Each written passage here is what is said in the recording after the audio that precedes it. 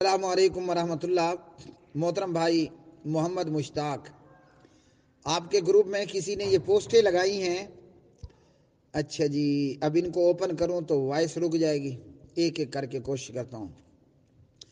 پہلی پوسٹ یہ دیکھ رہا ہوں کہ نزول الابرار کے حوالے سے ہے، یا جو بھی انہوں نے حوالہ دیا، گدھا اور خنزیر پاک ہے، فقہ اہل حدیث۔ محترم بھائی، اہل حدیث کی فقہ کو پہلے تو سمجھو نا۔ اہل حدیث کی فقہ ہے کتاب و سنت۔ اہل حدیث کی فقہ کیلو کال نہیں ہے، جیسا کہ ہم دیکھتے ہیں قدوری ہے، عالمگیری ہے۔ فقہ حنفی کی میں بات کر رہا ہوں۔ فقہ حنفی میں ہے قال ابو حنیفہ اور کیلا۔ کالا اور کیلا اہل حدیث کی فقہ نہیں ہے۔ اہل حدیث کی فقہ ہے قال اللہ اور قال الرسول، پڑھو صلی اللہ علیہ وسلم۔ تو جو چیز اللہ تعالیٰ کی کتاب اور نبی پاک علیہ الصلاۃ والسلام کی فرمان کے خلاف ہو، ہم اس کو نہیں مانتے۔ اور یہ ہم نے کہاں سے لیا؟ اہل حدیث کے دو اصول، اطیع اللہ و اطیع الرسول۔ ٹھیک ہے جی، اہل حدیث کے دو اصول کتاب اللہ اور سنت رسول صلی اللہ علیہ وسلم۔ اور یہ ہمارے اصول نکلے کہاں سے ہیں؟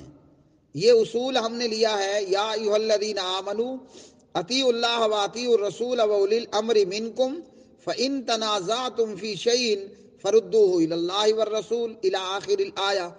یہ ہے ہمارے اصول۔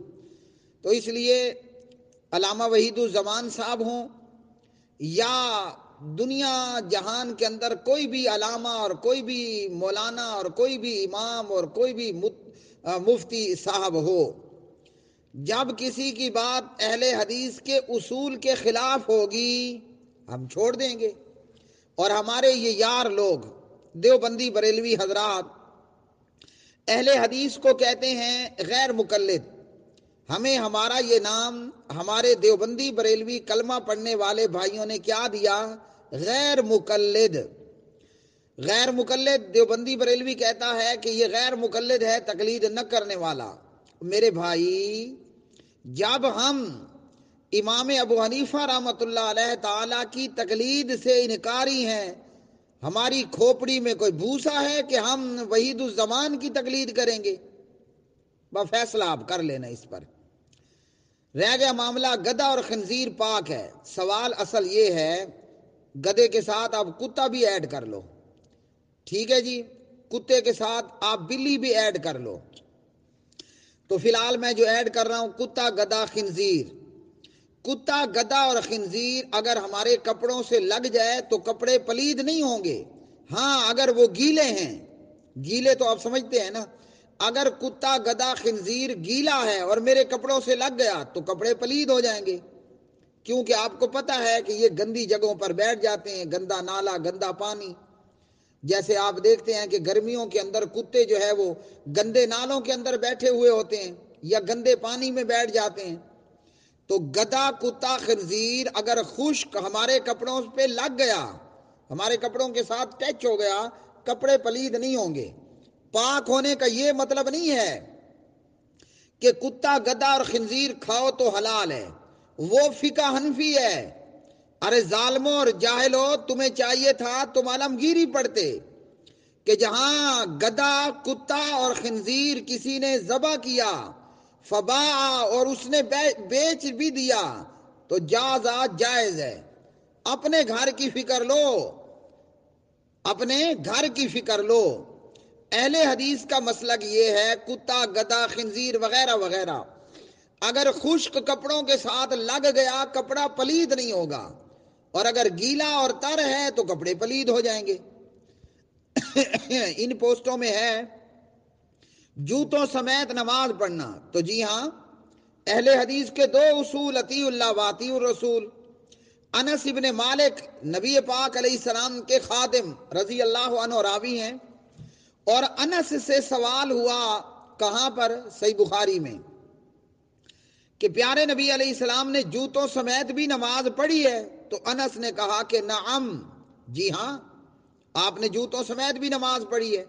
اور اسی طرح حدیث میں ہے کہ کہ نبی علیہ الصلوۃ والسلام کے جوتوں میں گندگی لگی تھی اور آپ نماز پڑھا رہے تھے، جبریل نے آپ کو جوتے اتارنے کا حکم دیا، آپ کے پیچھے آپ کے صحابہ جو جوتے پہن کر نماز پڑھ رہے تھے انہوں نے بھی جوتے اتار دیے۔ اور دوسری حدیث کے اندر ہے وہ گندگی گدھے کا لید تھا، آپ گدھے کی گوبر کہہ لیں، گدھے کی لید تھا، گدھے کا گوبر۔ تو نبی علیہ السلام نے جوتوں سمیت نماز پڑھی ہے۔ ہم ہیں محمد الرسول اللہ صلی اللہ علیہ وسلم کے مقتدی، اقتداء کرنے والے، ہم ہیں محمد الرسول اللہ صلی اللہ علیہ وسلم کے متبعین، اتباع کرنے والے، آپ کی اطاعت کرنے والے۔ مسجد نبوی کے امام محمد بن عبداللہ محمد الرسول اللہ صلی اللہ علیہ وسلم نے مدینہ پاک، مدینہ طیبہ، مسجد نبوی میں جوتوں سمیت نماز پڑھائی۔ تو اہل حدیث بھی پڑھتا ہے۔ جوتا صاف ہونا چاہیے، جوتا کیا ہو؟ جوتا صاف ستھرا ہونا چاہیے۔ اگر اس کا پریکٹیکل دیکھنا ہے تو پورے ورلڈ میں موجود کوئی دیوبندی بریلوی مجھے مسجد میں بلا لے، میں انشاءاللہ اپنے استعمال شدہ جوتوں میں آپ کو آپ کی مسجد میں نماز پڑھ کر یا پڑھا کر اس کا پریکٹیکل آج بھی 24/12/2020 کو دکھانے کے لیے ریڈی ٹو یوز ہوں۔ ٹھیک ہے میرے بھائی؟ اب اس کے بعد والی پوسٹ میں نظر نہیں آ رہا کیا سوال تھا، اوپن نہیں ہو رہا، وہ میں علیحدہ سے کر دیتا ہوں۔ اور اسی طرح یہ نزول الابرار کے حوالے سے کہ پیغمبر کا یا ولی کا وسیلہ جائز ہے، چاہے وہ زندہ ہیں ہو، یہ زندہ کا وسیلہ ڈالو یا مردے کا، فوت شدہ کا۔ اہل الحدیث کے نزدیک مردوں کے وسیلے ڈالنا حرام ہے، تو نبی پاک علیہ السلام کا یا غیر موجود کا وسیلہ ڈالنا یہ حرام ہے۔ اہل حدیث کا مسلک چونکہ اطیع اللہ و اطیع الرسول، کتاب اللہ سنت رسول ہے صلی اللہ علیہ وسلم، تو عمر ابن خطاب رضی اللہ تعالی عنہ جو کہ اہل حدیث کے دوسرے امام ہیں، پہلے خلیفہ بلا فصل امام ابو بکر صدیق اکبر ہے رضی اللہ عنہ، امام عمر ابن خطاب رضی اللہ تعالیٰ عنہ کی خلافت میں مدینہ پاک میں قحط پڑ گیا، تو اہل حدیث کے امام عمر ابن خطاب نبی پاک علیہ السلام کی قبر پر جانے کی بجائے صحابہ نبی کے چچا عباس بن عبد المطلب رضی اللہ تعالی عنہ کے پاس آئے۔ اس اللہ کے ولی کو اور اس اللہ کے بزرگ کو اور اس پیغمبر کے چچا کو اور پیغمبر کے صحابی جناب عباس بن عبد المطلب رضی اللہ عنہ کو آج سے 14 صدیاں پہلے اہل حدیث نے وسیلہ بنایا، دعا کی اور کروائی، اور اللہ نے مدینہ پاک میں بارش نازل کر دی۔ اس لیے ہم علامہ وحید الزمان صاحب کے چونکہ مقلد نہیں ہے نا، ہمیں یہی نام دیا ہے نا غیر مقلد، یا تو نام واپس لو، ہمیں بھی مقلد کہو، چونکہ آپ ہمیں یہ نام دے چکے اور سینکڑوں ہزاروں کتابوں میں غیر مقلد لکھ چکے، ہمارے متعلق آپ نے ہمیں نام دیا غیر مقلد، تو بھائی ہم علامہ وحید الزمان کے مقلد نہیں ہیں، ٹھیک ہے؟ ہم نہیں مانتے مردوں کے وسیلے ڈالنا، ہمارے نزدیک مردوں کے وسیلے دینا بدعت ہے، اور جو یہ سمجھے کہ پیغمبر زندہ ہے، فوت نہیں ہوا، زندہ ہے، وہ مشرک بھی ہے۔ اس لیے مردوں کے وسیلے دینا کفر اور شرک ہے، وہ نبی کا وسیلہ دو یا عبد القادر کا وسیلہ دو۔ ایک بات علیحدہ سے میں بیان کر دیتا ہوں، وہ یہ ہے نبی علیہ السلام حضرت محمد الرسول اللہ صلی اللہ علیہ وسلم تو فوت ہو چکے نا، ان کا وسیلہ دینا حرام ہے۔